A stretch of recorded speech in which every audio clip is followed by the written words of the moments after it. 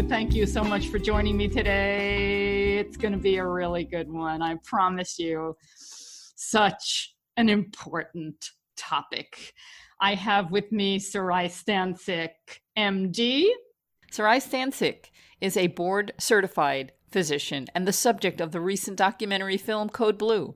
From 1999 to 2006, Dr. Stancic served as Chief of Infectious Diseases at the Hudson Valley Veterans Administration Hospital in New York. During those years, she treated hundreds of patients with viral hepatitis and HIV and directed the MOVE program, a federal VA initiative to encourage healthy lifestyles in veterans.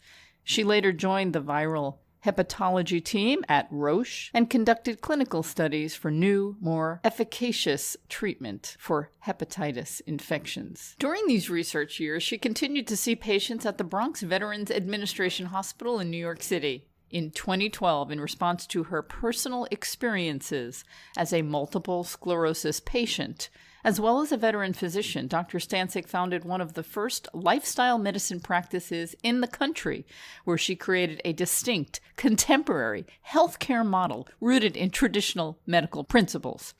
Dr. Stancic's current practice focuses on educating and empowering patients to understand the importance of the personal lifestyle choices discussed in the book we are going to talk about today, What's Missing from Medicine.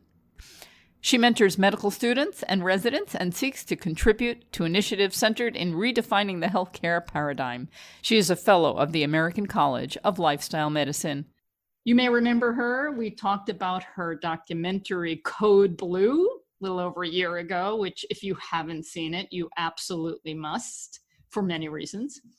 She's got a new book called What's Missing from Medicine. Such a great title. Welcome to It's All About Food.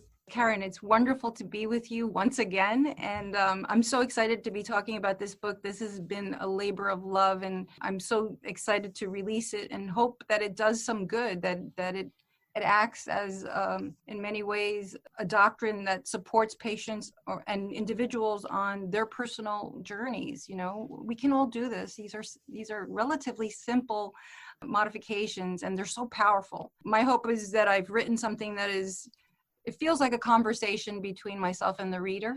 It's simple and it's powerful, and hopefully, and that's what we want. We want to empower individuals across the country and beyond to engage in these lifestyle modifications to improve their overall well-being. We want people to live their optimal potential, and then we're all at the end of all this, we will pass on, but it can be on our own terms.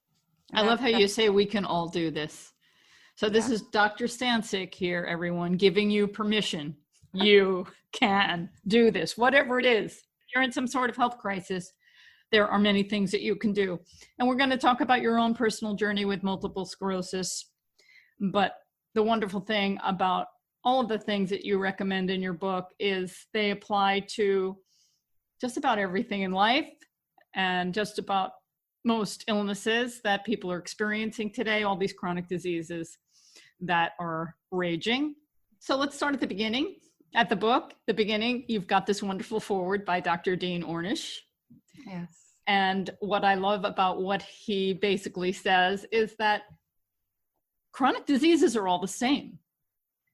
They may manifest themselves differently, but the cause or the causes are all very similar. Yeah, and another reason why this is all simple, right?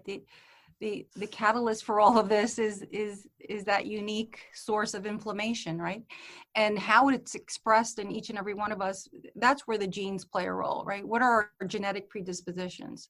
But at the end of the day, heart disease, autoimmune disease, cancer, all of these chronic diseases, dementia that we're witnessing today in our country, the root cause is inflammation. And inflammation is how does inflammation come to be? How is it introduced, and what fuels it? It is largely our lifestyle choices. You know, what are we eating? Are we engaging in physical activity? How are we interpreting the stress in our lives? Are we sleeping effectively? What are the substances that we're ingesting? Are we smoking? Are we drinking too much? These are real questions that we need to ask ourselves. And then importantly, and sometimes not discussed the importance of social connections. We know those amongst us who are isolated and depressed, that fuels chronic disease and leads to premature death. And right now is a difficult time because we're in the midst of this COVID-19 pandemic. So many of us are isolated, but we have modern technology. So opportunities like Zoom and FaceTime, they should be utilized now more than ever because we have to remain connected. It's so important for our overall health and well-being. I express my gratitude almost every day for Zoom. Me too. For Zoom. Thank you, Zoom. Where would we be without Who Zoom? knew Zoom would become this important? Who knew? Well, somebody knew.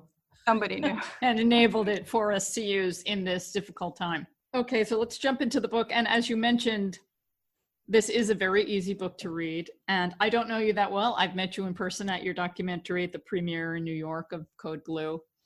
But I feel like it's you speaking. It really does feel that way. And it's easy, it's comfortable, it's friendly.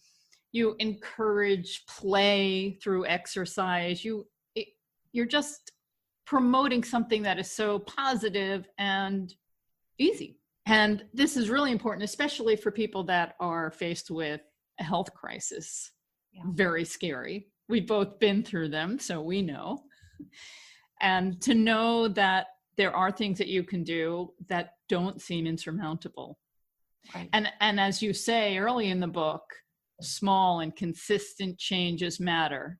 Find a way to play. Yes. Really. Yes. So it's inviting almost. Yeah. And I think that's an important message because so many of us, when we are trying to introduce a change in our lives, we try to do everything overnight.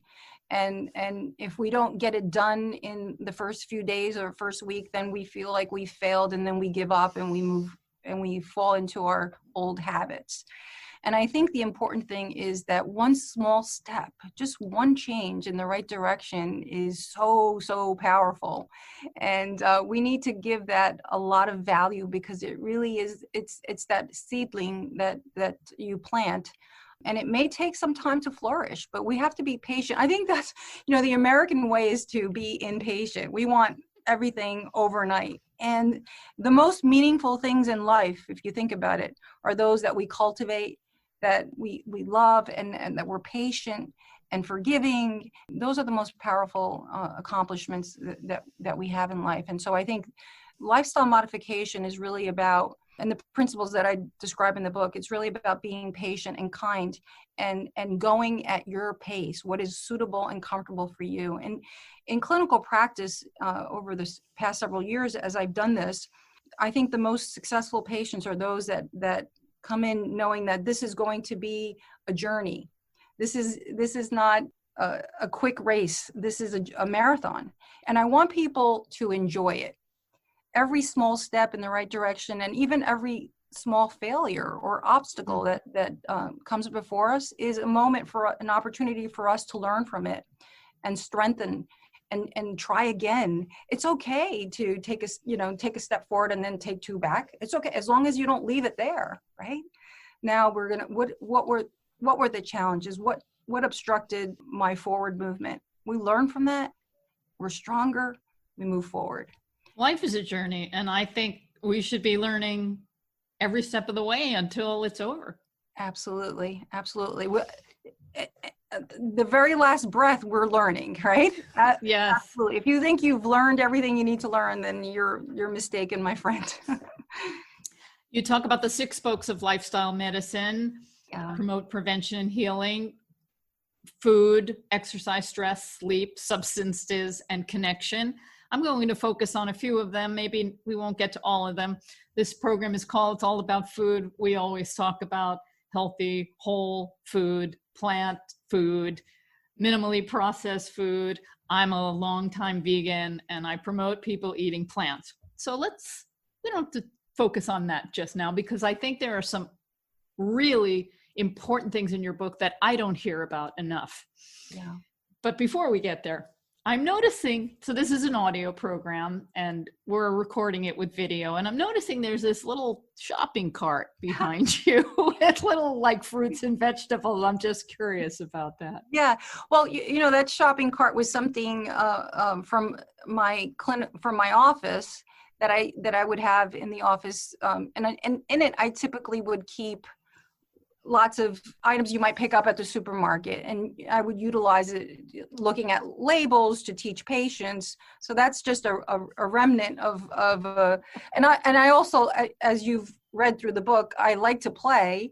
So that's part of, that whole making the environment in my office just welcoming. I would often have patients bring their children, because lifestyle medicine is also about family, right? It's not just like, I don't want folks to make, and well, it's not even that I don't want to, it's difficult to make changes alone. It's important for family to be involved in all of this. So it's wonderful when I have a patient come in who has some goals that, they want to address their hemoglobin A1C, they're diabetic, and they're struggling with the management of that disease. But they come in, I always invite them to bring their significant other, or whoever they feel is important in their life, to support them, because behavioral modification is all about support. So sometimes they bring their children, and so it's important for us to educate their children, or whomever it is that they bring. I love that, and I agree it's important. I know that when I was going through my advanced ovarian cancer journey, I always had somebody with me, either at my doctor's appointments or even during my chemo treatments. So made a big difference. And I'm grateful for all of you who joined me in that journey. It meant so much. And you also grocery shop with your patients. I do, yeah. Who does that? Some of us do. Yeah, there's some lifestyle medicine docs out there, and it's fun. It's really, and you learn a lot in that experience. I think it's a good learning experience, obviously for the patient, because we're running through these aisles and we're talking about food and its role in disease. But I also, I learn a lot about them, about what their interests are, where they're falling through the cracks on their choices, and how we can begin to correct course. So the food shopping's always been fun. I typically will take 4 or 5 patients, and off to the market we'll go, or sometimes patients like to do this one-on-one, so we'll do that. Group settings are always beneficial because we learn from one another, and it's wonderful to see how my patients actually become fast friends. And because again, they're all on the same journey. They're implementing behavior changes in their life, and most of my patients are in their 5th, 6th decade of life. So they've been doing what they've been doing for a long time. So now we're introducing something that maybe feels a little bit uncomfortable. And so it's so nice to go on this journey with someone else to support you. So I love it when my patients will email me and say, we went for a walk today, and they mentioned 2 or 3 patients that were in one of our support group meetings. And it's another vehicle by which we can support patients on introducing these lifestyle changes. For those who don't know, or some of you may know a bit about Dr. Stancic's story, she was a medical doctor who became a patient. And a lot of things change for medical doctors who become patients. You learn an awful lot. Yes. And you were diagnosed with multiple sclerosis. Yeah.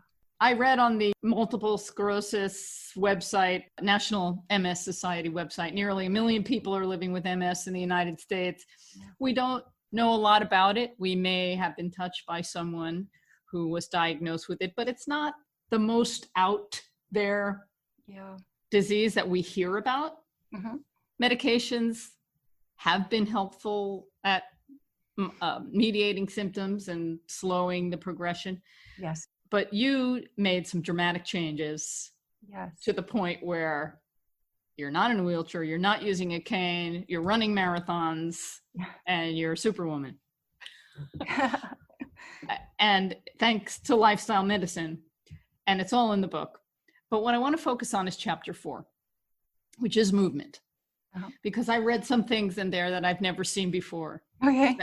That I think are really important. You can describe this better than I can, but when you have multiple sclerosis, it's very difficult to move. Sometimes you're numb. Sometimes you have these tingling feelings. And very often, most doctors will tell you not to move.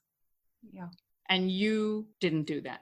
You decided to move and move through pain. Right. Yeah. And I want to know how you did that. Well, the science on that has dramatically changed. So in the 1990s, when we didn't know as much as we know today, doctors felt that exercise could be contributing or worsening the disease. So I was advised to not exercise. And, I was at the time struggling with numbness and heaviness in my legs and neuropathy. So it would feel like, Karen, when I would step down on to the floor, it would feel like I was stepping down on a bed of nails or hot coals. So it was painful to walk. So you can, and as you might imagine, it could be even almost dangerous to engage in physical activity. So I was largely advised to, and the other important and most prevalent symptom in multiple sclerosis is fatigue. That is the number one complaint of MS patients. And so you only have so much energy within a day. And so in many ways, I had to be very careful as to how I was going to expend that energy because I only had so much. It was like a battery, Fatigue was really, in many ways, overcoming and very difficult for me. And so exercise wasn't something that, again, my doctors had advised me to do. But as I learned, and, of course, I call it my aha moment that came about 8 years into my disease, where I read some literature that talked about the importance of diet and exercise and lifestyle in chronic diseases and in multiple sclerosis. I've, for the first time, connected those two dots. I mean, here I was, this dual board certified physician, attending physician, right? 10 years of my life dedicated to a higher education in the field of medicine. And I knew nothing about nutrition or food or how it affected chronic disease or the development of chronic disease. And so when I came across this, really by chance, it was like, wow. Light just came into the room. Hope suddenly was introduced, and at a very dark moment in my life. And so as this just opened up this voracious appetite in me to learn as much as I could. And I for hours and days of just sitting in front of a computer and pulling these articles and educating myself and wondering, how was it that I hadn't learned this in medical school? And how was it that my doctors who were the top-rated MS doctors in the country, how was it that they didn't share this with me? At some point, I knew that I needed to implement changes in my life, and in light of all that I had read, it was just extraordinary, the vast body of evidence in the literature. So in 2003, when I started to change my diet to a whole food plant-based diet, and I began to exercise. So the first thing with exercise was, how was I going to do it? Because I was walking with a cane or a crutch and I was unsteady on my feet. Like, what do I do? So the only thing that I thought I could do would be a stationary bike, right? So my husband would essentially carry me almost to get onto this bike, and I could do like a minute. And then in the book, I write about this thing called Uthoff's phenomenon. And for those who don't know this, in multiple sclerosis, when your body temperature goes up, the way nerves conduct is compromised. And so you get numbness and you get this tingling and you become very symptomatic. So that's what would happen to me after just cycling for a few minutes. I would get this like numbness and pain. And then my husband would help me, assist me off. And it would take about 15 to 20 minutes until my body temperature got back up. But at that point, I was concerned, am I hurting myself? But I knew that I needed to work through this. I knew that this was going to be beneficial. So I continued to every day, Karen, I'd get back on that bike and I would do another minute and then stop and start again. And it was very, very slow. We talked about the journey, the marathon, and that's what it was. but I didn't give up. It was something that I was committed to because I knew where I was after 8 years of multiple sclerosis and taking 12 medicines. The disease was progressing. I was now in my 30s, and I was becoming more and more dependent on the cane, and the medications kept adding on and on and on.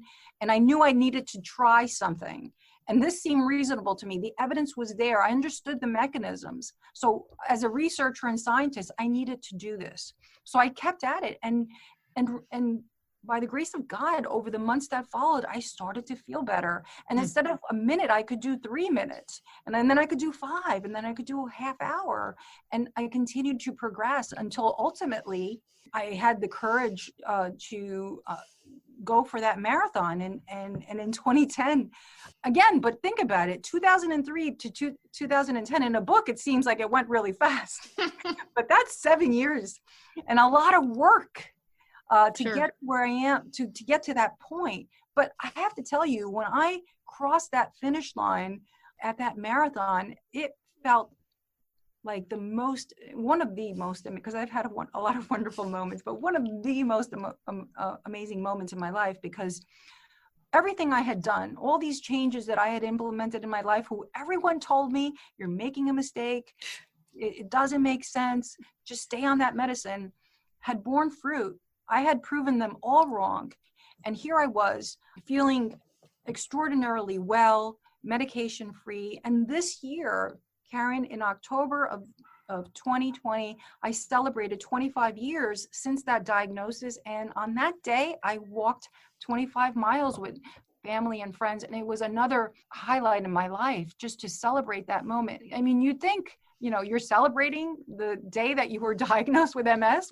Who would do that? Well, I would do that because I was told that I would be in a wheelchair within 10 to 20 years. So I feel so blessed. I think this is not, there's nothing special about me. There's nothing unique about me. We can all do this. That's the purpose behind making the film. The film was really about sharing my story and sharing this idea of lifestyle medicine, illustrating the fact that this is a discipline and an intervention that is based and founded on a lot of substantive evidence in the literature, that this isn't just, some flaky subjective approach that I'm suggesting here, that there's a lot of evidence that supports this, and that we could all do it, that it's simple. The film was really about hopefully bringing attention to the fact that we ignore this altogether in medical school, so that we have these physicians that are out in the world practicing medicine, extraordinary education, and we have made so many advances in technology and in development of medications. All of that is important. But in the absence of practicing and speaking to the power of lifestyle choice and the idea that we can prevent 80% of chronic diseases that we see today in clinical practice, that should be our priority. Prevention should be our number one objective. Prevention, as it says in the Hippocratic Oath, is preferable to cure. But we're not trained that way. We're trained to be what I call disease detectives, right? We're trained on this approach that pathogenesis is primary. So we learn and understand and study the disease process, which of course is important. And I say to the students that we learn to become disease detectives, right? We take these really thorough histories and physicals, we're collecting clues, and then we do blood work and imaging studies, again, collecting clues, ultimately to make a diagnosis. And once we've made that diagnosis, what do? Our plan is, our intervention is what? A pharmaceutical agent, a surgical intervention, or a procedure of some sort. And of course, all of that is important. We need to understand pathogenesis and how to treat disease. But what's missing in all of that, that's only half of the human health continuum. The mirror image, or the opposite of that, is health and well-being, and that's what we call salutogenesis. Mm. And salutogenesis is the study of health. We don't learn that in medical school. Mm. Our healthcare system is not a healthcare system. It's a sick care system. Salutogenesis, I like that. It has salute. Salutogenesis is a great Great name. Yeah. Great name. So lutegenesis is what's missing in medical school. That's why the book is called What's Missing from Medicine, because we need to bring that aspect to training our physicians. So our physicians are almost getting only half the story when they train. I'm just curious how you feel today. Do you ever get any of that numbness or tingling that you experienced in the early days? I don't anymore. I can tell you though, Karen, that if I, for example, do a lot of traveling and I'm out of sorts, particularly when I travel to the West Coast and maybe because I have a pretty regimented schedule. Like in the morning, I wake up at 5 o'clock, I exercise, I have my breakfast, like I go to bed at 9 o'clock. I'm pretty good about structure with my sleep. When things go off schedule, at times, if I get too fatigued, too stressed, like making sure I get this book and deadlines and all the things that are part of life, sometimes if I skew off what I know I need to do, I might get a little symptomatic. I do, but it's like a little warning sign for me. I know I have to step back and say, you know what? Sometimes I take on too much. I'll be asked to engage in a particular activity or an event or write an article or do, right now in the midst of COVID, I'm not traveling as much as I used to, but there were times where I would do a speaking engagement, 2 or 3 in a month, and that would require travel across the country. And so when you do a lot of that, that can be problematic. So, I've learned the things I can do and things I can't. So I'm pretty good at knowing what my limitations are. Especially when we're paying attention, the body gives us messages. Alert, sure does. Pay attention. It sure does. We have to pay attention, yeah. We have to pay attention. I know that before my cancer experience in 2006, I was one of these people. You had a few of these phrases in your sleep section in the book, but I would say there's plenty of time for sleeping later. I got through a lot of things not on very little sleep. Yeah. And now I can't do that. If I get anything less than 8 hours, 7, minimal, yeah. I can't function. I just, okay. Well, you can't do it and you shouldn't do it, even if you could. I know before I could and feel fine, but my body just says, nope, day off, sorry, rest. See, that's the thing. You think you're fine, but you're really not. There's stuff happening that you're not really aware of. And I think that's what happens particularly when we're younger, we don't think we need that much sleep. I hear this all the time from patients who say to me, I only need 5 hours, doc. I only need 6 hours. You don't, you need the 7 to 8. We all do that. Let's all come to that realization. And because if you don't do that, if you don't offer your body that opportunity to replenish and rejuvenate, at some point is going to catch up with you. Mm-hmm. So let's be smart and care for ourselves. In some ways it's unfortunate because I know a lot of young people in their 20s and 30s. Mm-hmm. And they're on a terrible diet. Yes. And they say, but I feel great. I don't have to do anything. I just feel great. And they don't know what's going on inside. Yeah. What's accumulating. Right. Yeah. And I was diagnosed on October 11th, 1995. If you would have talked to me on October 10th, 1995, I would have been one of those young people telling you, I feel great. Mm-hmm. And then the floor fell out from under me. Did you have no clue beforehand? I really didn't. Wow. I really did. I think back when I was in medical school that I couldn't get through an exam. Exams could be 2-3 hours.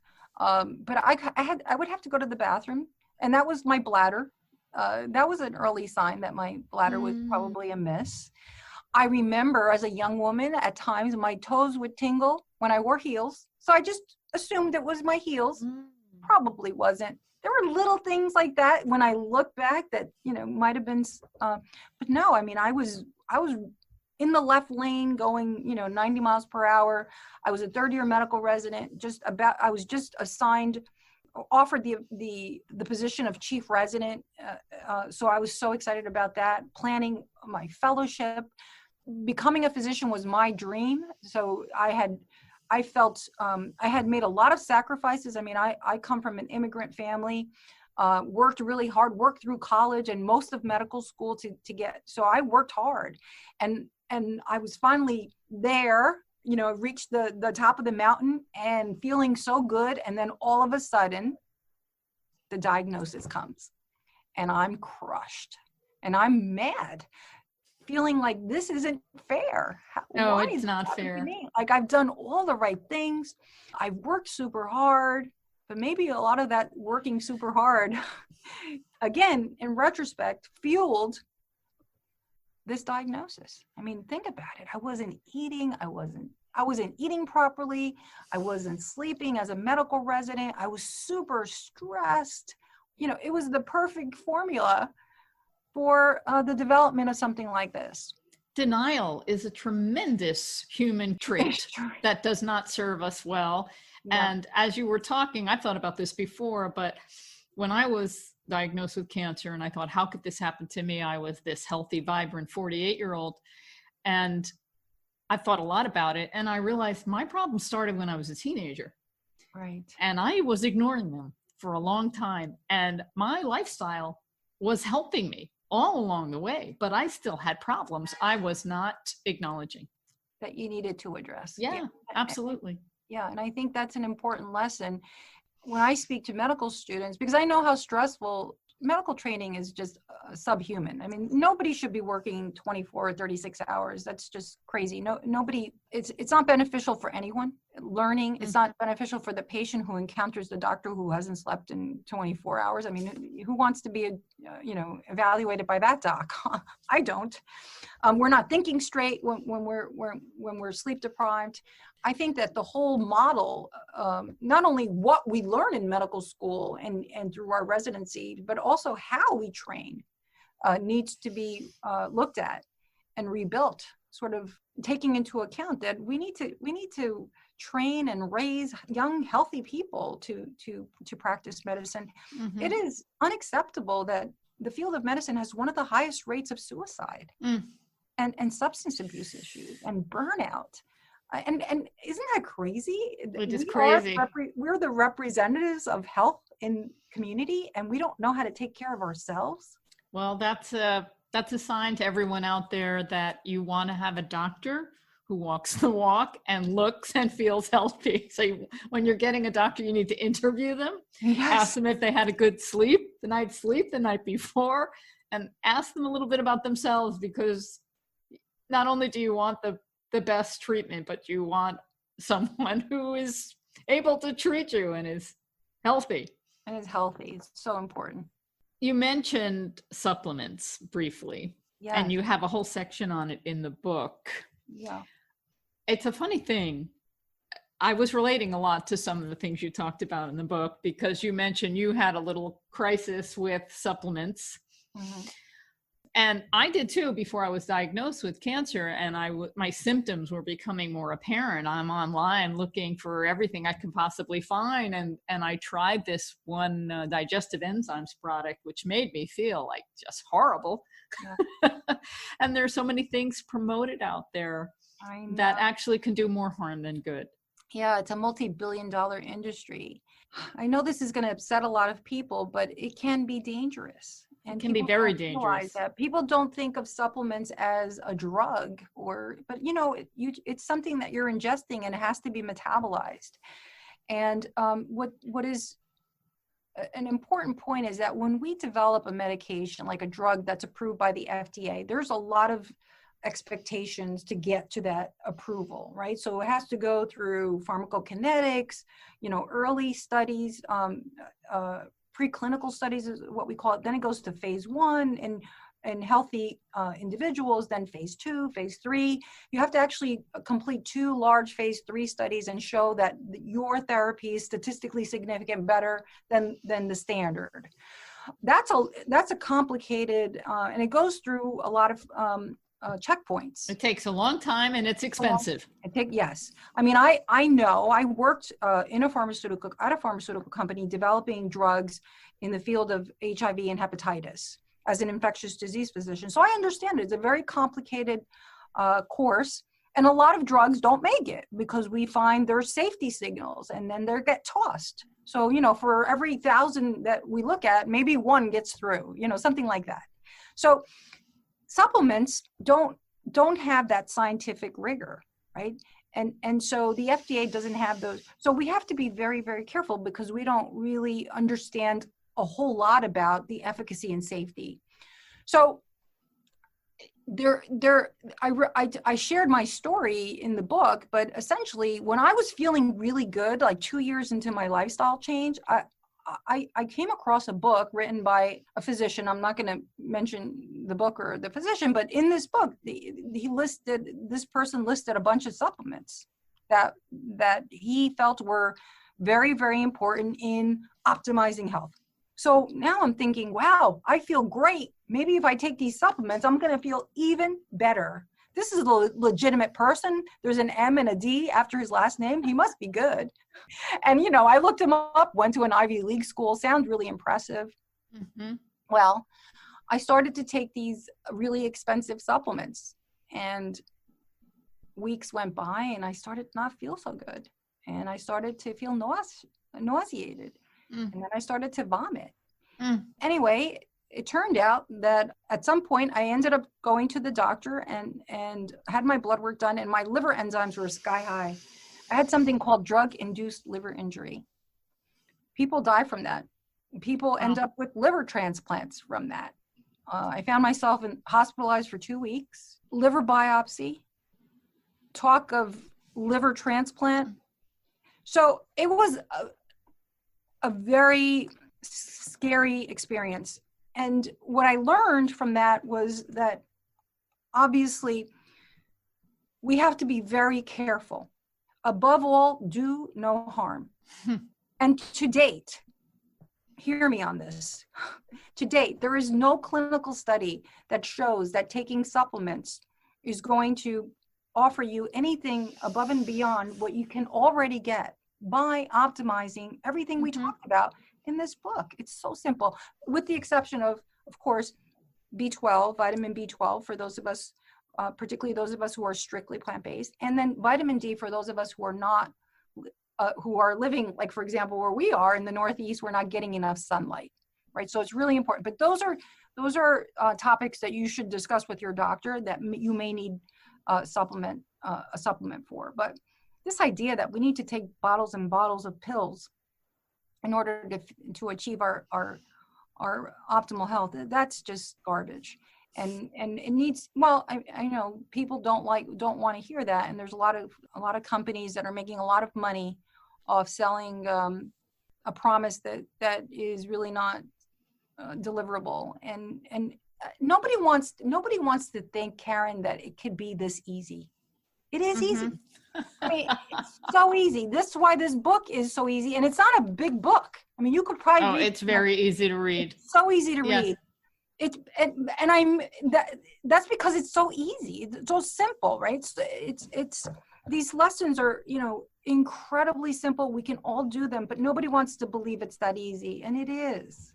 If we could only convince folks that it's just as, and I use the metaphor of the wheel, the lifestyle medicine wheel with the spokes, because again, I think some of us are really good at food. Some of us are really good at exercise, right? Maybe some of us are really good at, stress management, but few of us are good at all the spokes, right? And it's so important that we hit every one of those spokes. And you can do it again at your own pace, but it's really important that it's not just about your food, but that you engage in daily physical activity and that you identify what are the stressors in your life and what can you do to address that stream of stress. Are you sleeping well? Understanding what your environment looks like, understanding what good sleep physiology, the bottom line is when you address every aspect of lifestyle, you hit that sweet spot. That's where you just know everything, like all those gears are going and you're moving effectively. So I use the wheel because I love the idea of forward movement, right? And if if you envision that wheel with the 6 spokes, and maybe 2 or 3 of those spokes were sort of wonky, they were sort of misaligned, your forward movement would not be very effective. I'm wobbling right now. I know. Well, you're right. It would be a wobbly wheel, and things wouldn't flow so well. So that's another message that I hope I conveyed in the book, is that we really need to pay attention to all these pieces. And when we do, I think that's when you really feel and achieve your best self. Do you have an opinion on Dr. Terry Wahl's paleo protocol? Now, here is another medical doctor, who had multiple sclerosis and turned it around with diet and lifestyle. Yeah. It's slightly different than what you're recommending. Not totally, but slightly. Yeah. Well, let me just say this. I don't know Dr. Terry Wahls, and I really don't know very much about her protocol. So I really wouldn't be able to comment on it. But I understand that there is a paleo component to it. And that, of course, would be incongruent with my recommendations. I don't know that, and again, for me, it's not that you have to be strictly vegan or strictly whole food plant-based. I am, but I think that you're going to reap the great benefit of this if you could just at least be plant-centered or primarily plants. In our society, when I ask you, the average person, I can't ask you because you and I are in the same boat, but if you ask a friend who's not aware or interested in any of this, what did you have for dinner?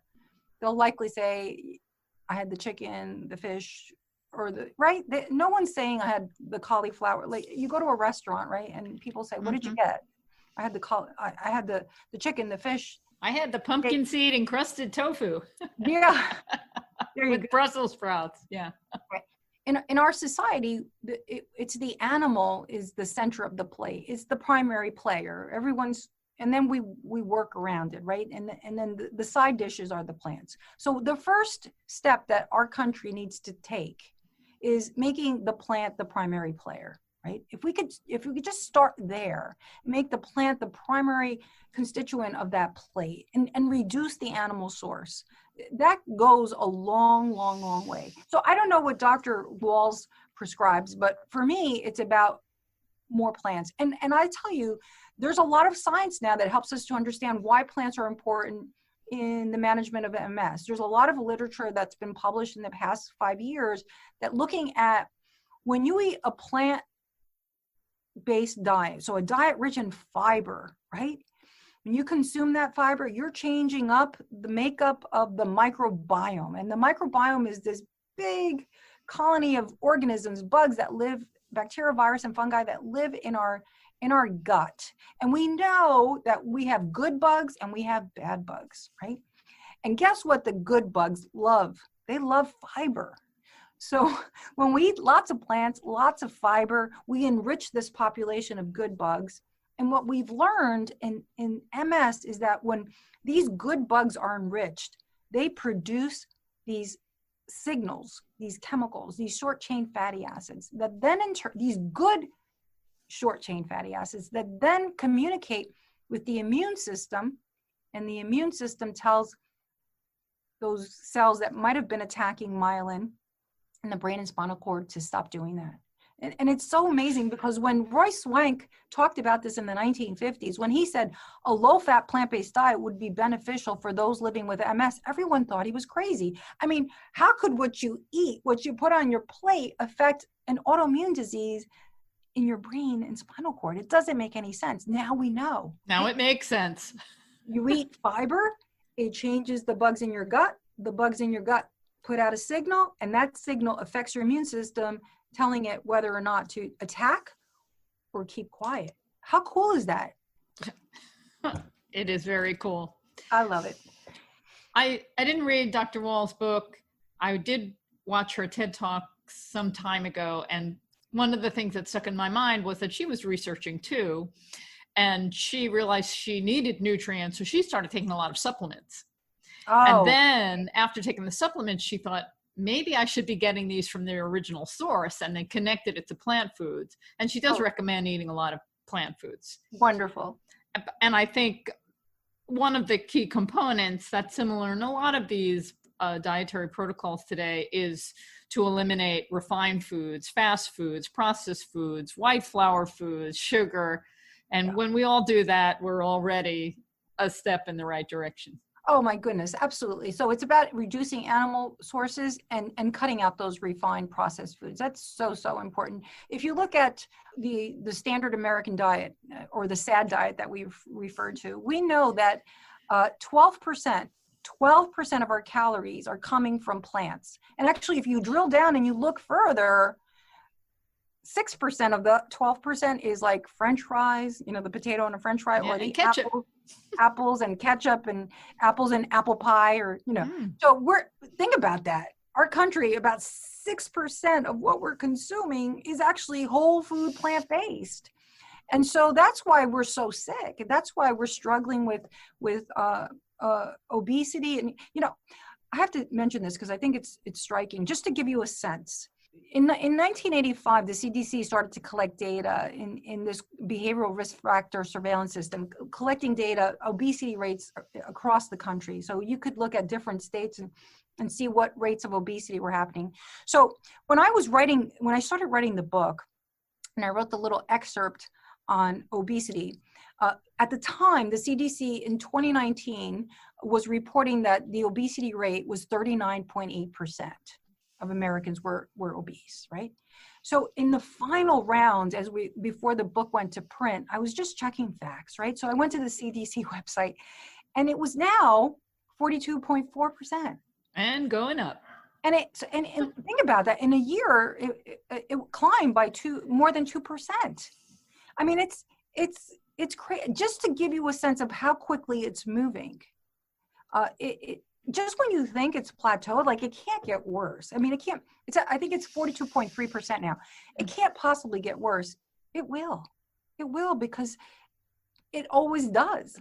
Something dramatic has to happen in medicine. We need this message that we are relaying in hopefully in this book.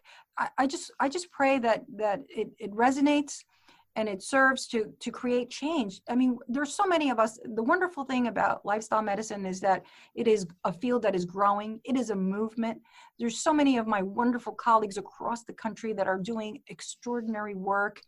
And all of these voices, Karen, are coalescing, and we're creating change, no doubt.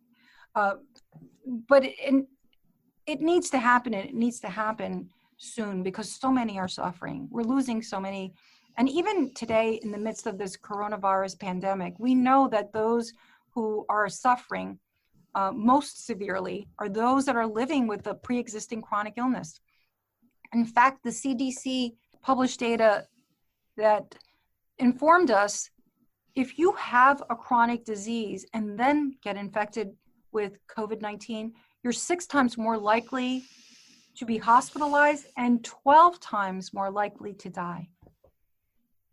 Those are big numbers. And you are an infectious disease expert, yes, specializing in infectious disease. So the recommendations, obviously, for these COVID times are? Incredibly important that we maintain social distancing, washing our hands regularly, wear your mask when you go out. These are really simple steps that we all need to take, and they need to be taken seriously, because even now, it's striking to me that here we are in December, and we're in the midst of yet another spike. You witnessed March and April in New York City, here in New Jersey. It was crazy back then. And I never envisioned that we would be back where we are today. Thankfully, the mortality rate is better because we've learned so much in regards to how to manage it, but we're still losing a lot of Americans every day, and global citizens every day. I pray that this vaccine is soon to be released and is going to make a big, but this is what we've experienced in this past year has been something that is near unimaginable. The most unfortunate thing is that our leaders, our medical professionals, for the most part, have not recommended what you're recommending in this book, which doesn't only apply to multiple sclerosis and autoimmune diseases. It applies to all chronic diseases, and it applies to living a quality life. The 6 spokes of lifestyle medicine, they are important for all of us, and they are especially important now in times of COVID-19 to really arm ourselves and protect ourselves. Yeah. And Karen, I added that preface really just in the past couple of months. My publisher reached out to me. We had a conversation, and I said, I think this is something important that we need to add. And I do say some things that might be a little bit controversial. I talk about obesity, and I think it's something we need to talk about and be honest. This idea that carrying excess weight is acceptable. This is not about cosmesis. That's not important to me. It's about your health and well-being. When we carry excess weight, this is not inert tissue. This is actively producing these pro-inflammatory cytokines that are fueling disease. We need to talk about that. We need to share these messages. It's not about body shaming or, No. I have to say, as women, we grew up under the worst circumstances. We have such bad, particularly our generation of women, we have such bad relationship with food. Remember the fitting into the Jordache jeans and the tab and the Diet Coke and the food restrictions. You'd be on these diets where you're eating rice cakes and celery sticks and just depriving. We have a generation. Yeah, I love celery sticks. Well, you know what I mean. Not when it's all the only thing you can eat. Yes. Then it's not good. But just this whole idea of depriving ourselves and not experiencing satiety. That's we need to reimagine our relationship with food. I want women to eat until they feel satiated. I want these beautiful, generous servings, which is what we deserve, not what we learned. And regrettably, I want our daughters and future generations of women in our country to really love themselves and take care of themselves and feed themselves and absolutely eat. We should have no baggage when we're eating. It should be a joyful, wonderful experience. Yeah. Again, I'm looking into your room and I see that you have this piece up on your wall that says eat. Yes. Eat Because, whole, minimally processed plant foods, of course, but eat. Yes, right. I mean, but you know what? Because there's that mindset where you're weighing food or you're counting calories. So many of the women that I see come to me with those questions. Oh, should I measure my food? How much, like how big? That's done so much damage. Enough of that. We're not counting calories. We're not talking about carbs. We're not talking about protein. Whenever we talk about, that's another pet peeve of mine, people talking about food as the macronutrients, like where am I getting my protein? Carbs are bad. Throw all of that away. It's like, I wish we could just, it's like a big blackboard and you just want to erase it all and let's start anew. And let's have a peaceful, loving relationship with food. And it's all about eating beautiful, natural foods that are coming from our earth, whole food, plant-based food. Let's enrich our plates with these foods that are curative, they're preventive, and they offer us that opportunity. As I say in the book, and I say this all the time, I hate to sound like a broken record, but to me it's so important for us to all age gracefully, so that we get to that point, 99, 102, your age is 102 and you've just spent the most amazing day with your family, your loved ones, and then you go to bed that day, Karen, and you don't wake up. That's the happy ending that I wish for everyone. We can all do this. We do not have to be in that nursing home for 2 to 3 years, suffering, contracted, wearing a diaper, demented. And I saw this every day. When I was practicing at the VA, I would round in the nursing home at the end of the day, and I would see these patients suffering, and it just broke my heart. Suffering from the sequelae of diabetes, amputated extremities, status post-stroke, Alzheimer's disease, all of these things. We know how to prevent this from happening. We need to deliver this message to whomever is willing to hear it, and hopefully they will implement changes in their life and live their optimal existence and hopefully optimal quality of life. Dr. Saray Stancic, I could talk to you forever about salutogenesis, my new favorite word. Before we go, I always read the acknowledgement section. I usually read it first before I start any book. And I just wanted to acknowledge one person who I know that you acknowledged, Dilip Barman. Yes. Who's just a wonderful human being. And I was happy to see his name there. He deserves all the kudos and credit that anyone can give him. Yes. So that was nice. Yeah, well, Dilip's been a great blessing in my life. He came to me during the making of Code Blue and supported that venture. Code Blue would have never been made without Dilip's support. He's so kind throughout all of this, and even throughout writing the book, he's been supportive. And if ever I needed any kind of resource to support, I remember there was a section in the book that because one of the questions that comes up is if you're going to eat a whole food plant-based diet, it's way too expensive, right? Beans and rice, sorry. Right. And so I reached out to him and I asked him about, can you give me some good resources? And he did, and gave me some good ideas, and I added those to the book. So he's always been, he's a good friend and a good man. You're absolutely right. Very good. Well, Dr. Saray Stancic, thank you so much for sharing your journey and writing this book. Everyone, still, if you haven't seen Code Blue, it's an absolute must assignment.